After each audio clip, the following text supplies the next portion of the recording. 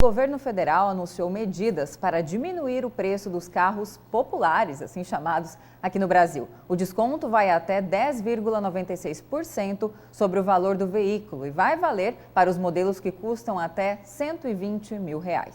E é para falar sobre esse assunto que está aqui ao vivo no estúdio do Jornal do Meio-Dia, o diretor-presidente da FenaBrave Regional Mato Grosso, Paulo Boscolo. Boa tarde, diretor, e seja bem-vindo aqui ao Jornal do Meio-Dia. Boa tarde, audiência do Jornal do Meio-Dia.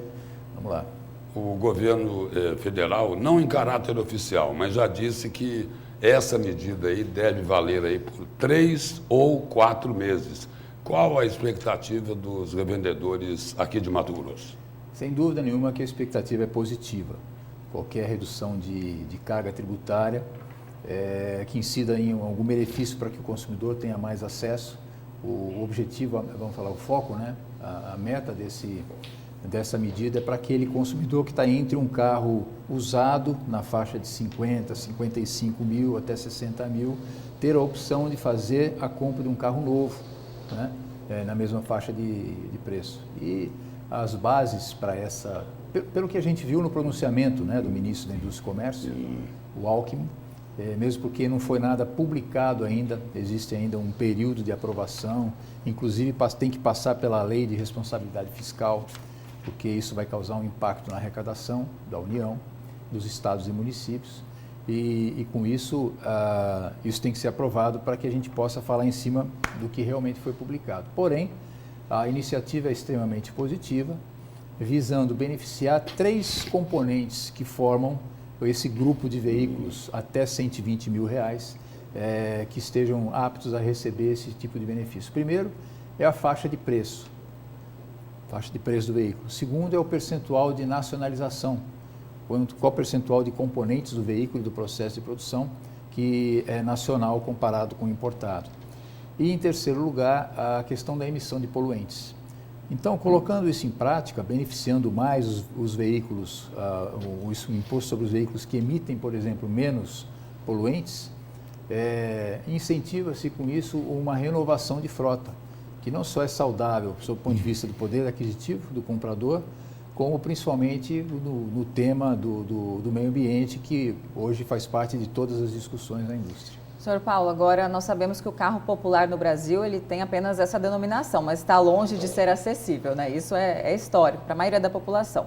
E essa medida na avaliação, né, de toda essa categoria, é louvável ou já está assim, é algo que, querendo ou não, é um pouco ultrapassado? Porque é por um curto período de tempo, talvez não deveria se tomar medidas de reforma tributária para diminuir de fato os impostos e o custo do veículo para o brasileiro médio?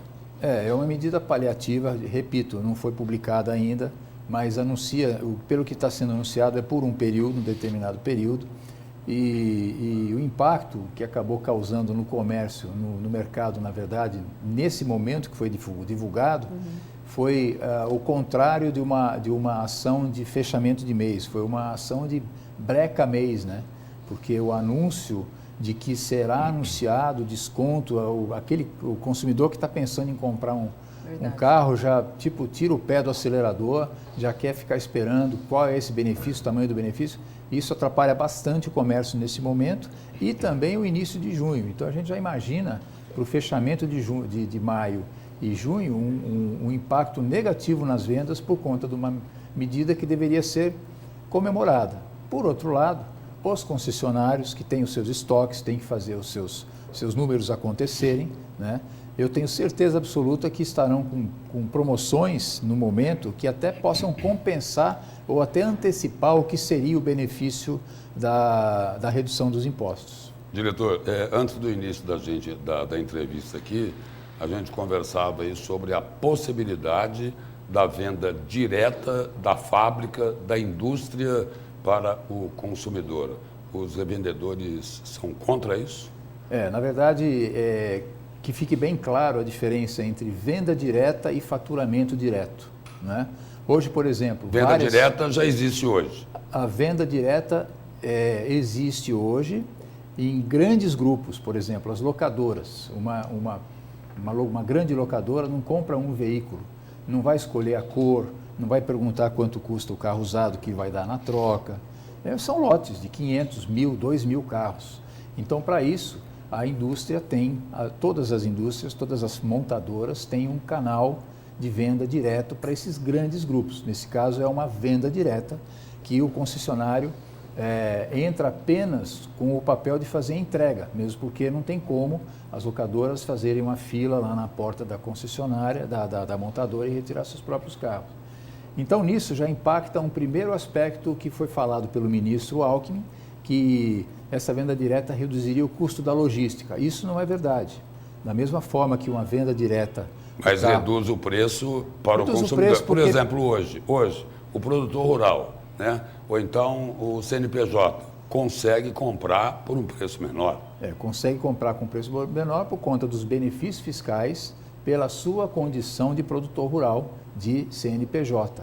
Porém, essa é a diferença entre venda direta e faturamento direto. O faturamento é feito diretamente para o PCD, o produtor rural, o CNPJ, mas a negociação inteira é feita na concessionária.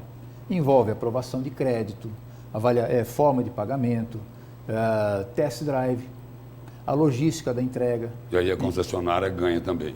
Ganha com isso, afinal de contas ela está lá instituída, normalmente é um investimento que não é pequeno, uma concessionária para oferecer todo esse serviço, essa comodidade, essa conveniência para o consumidor. Então, diante do que foi dito pelo ministro, as concessionárias temem que haja alguma medida assim? Ou é algo muito distante da realidade? O que pode acontecer? Olha, eu acho que o que tem de mais positivo na afirmação dele Sim.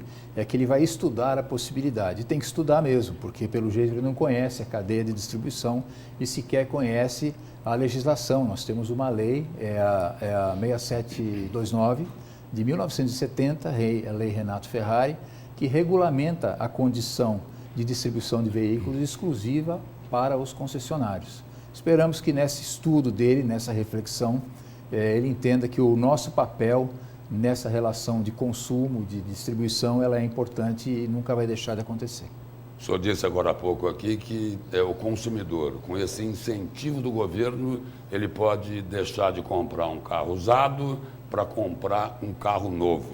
Na sua avaliação, isso vai derrubar o mercado, vamos dizer assim, um pouco mais aquecido dos carros usados?